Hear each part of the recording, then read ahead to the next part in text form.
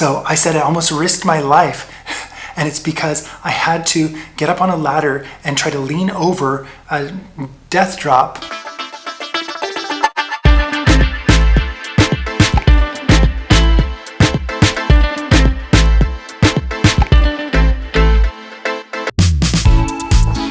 Hi and welcome back to my channel. I'm Aaron, aka Visionaaron, and I'm here to share with you my Technicolor dream home, or at least the making of, as I try to add and inject more color into my life. And I think that it ends up having some kind of dopamine effect and making me feel happy. So hopefully it will inspire you, even if you don't go as extreme as I do, to add just a little bit of more color into your life and no more sad beige homes.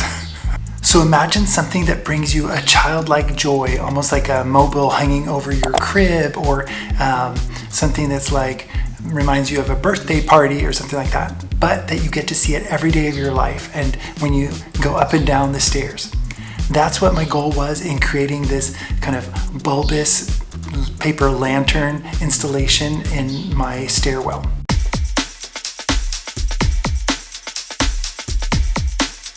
So let's talk about the inspiration. Obviously, there's a rainbow element to it, also because we call our house the rainbow house. And so if there's no rainbows, what kind of rainbow house would it be?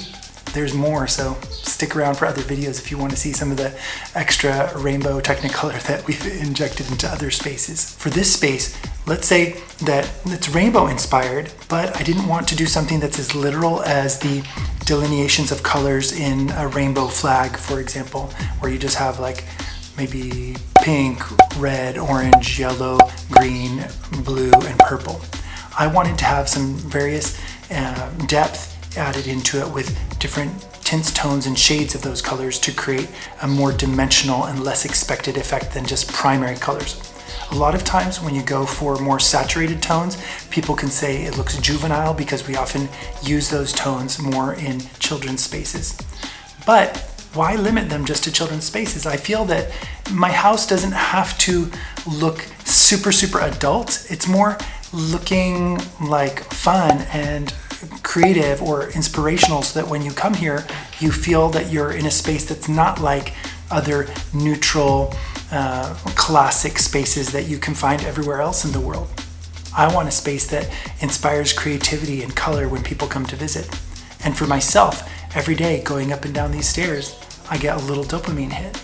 Another inspiration is something called trypophobia, which for some people it might be triggering, so look away if you have that. It's something that you'll find in nature, these bulbous clusters in things like arachnid eyes, insect eyes, hornets' nests, or some kind of bulbous pod plants that have these kind of groups of little circles together, which is triggering for some people.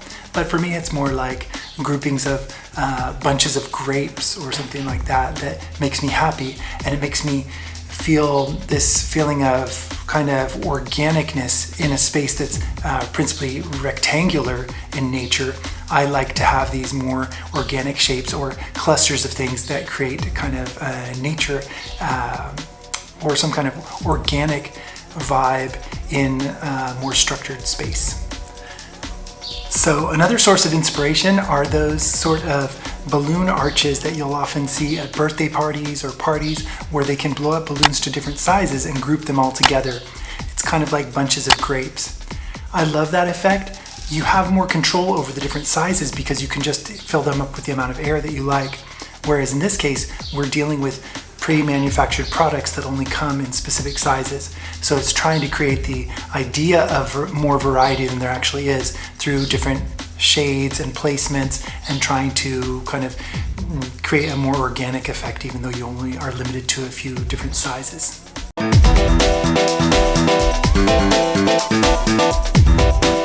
So for the materials, it was actually quite a challenge going around to different stores all over the place, trying to find any variety of colors or sizes that I didn't have already. Some stores would only have a very limited selection. Then what I wanted to do is look in any store that might sell these kind of things and see if they had any colors or sizes that I didn't already have. Another less conventional material that I upcycled is actually the kind of wire cable that I used to hook them on. It was quite thick, bendable, but not super flexible. And that is actually an old television cable that went up to the antenna in the roof for the old style TVs.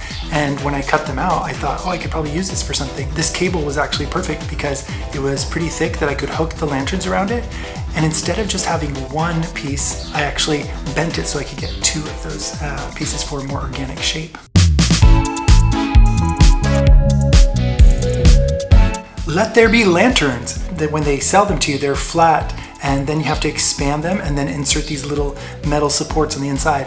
And even though it's very repetitive, for me it's almost therapeutic when I do these kind of repetitive activities. It's something that for me is really fun and calming and sort of OCD soothing by creating multiples of these. The only problem is that when there would be a gust of wind or something, they would start to roll off the table.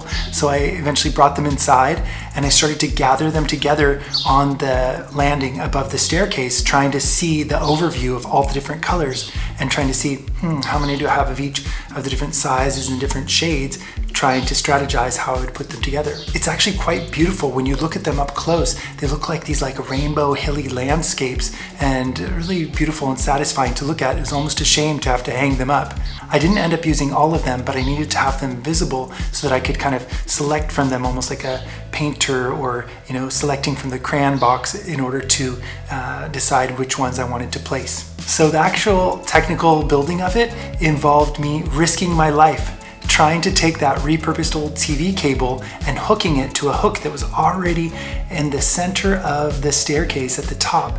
It was originally used for a 1970s macrame plant holder that would hang down.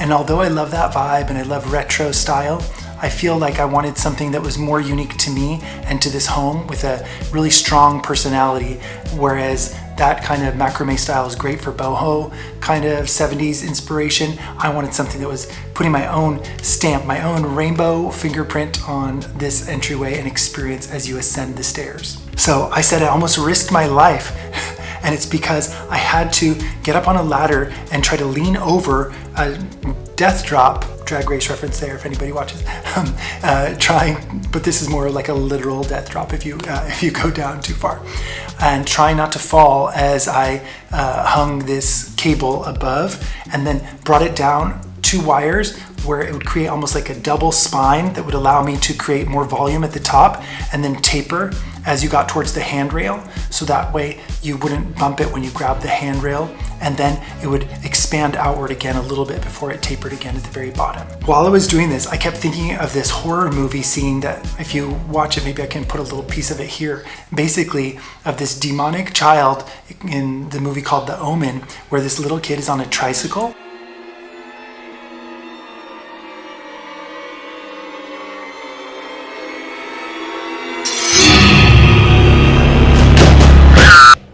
Intentionally goes and causes a little accident, like oopsie, bye mommy. I didn't fall, fortunately. I would recommend you guys do it in a much safer way than I did. I did drop some of the lanterns, and fortunately because they're round and lightweight, they don't actually get damaged so easily. They kind of bounce and held up pretty well while I was hanging them. So which shade to start with? Because they have a white ceiling, and when you're ascending the stairs, you kind of see this orangey red background behind it, I thought it might be nice to start with the reddish tones at the top, but wanted it to kind of blend into the ceiling when you look at it from underneath. So you get kind of white, pinks, then reds, then peaches and oranges, then yellows, then greens, and then it kind of goes inward a little bit towards the blue and then expands again as you get towards purples and lavenders at the end.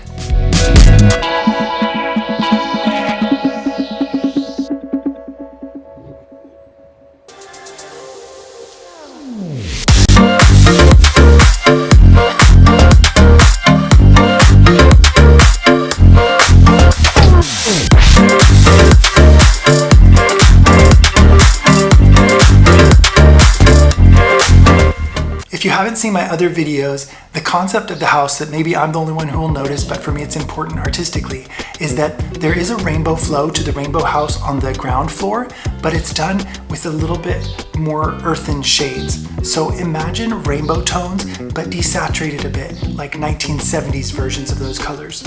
So instead of using a fire engine red, we'll use a cinnamon or paprika.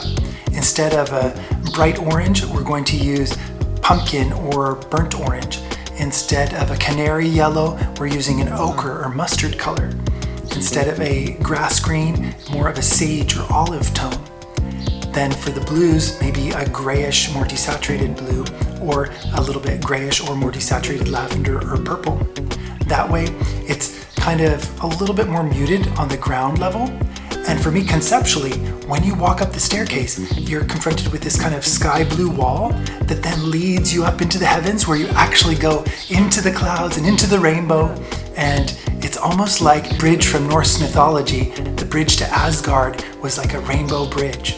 I'm sure that Thor would approve of this, with his long flowy hair and his obsession with his hammer. I'm sure he would love this.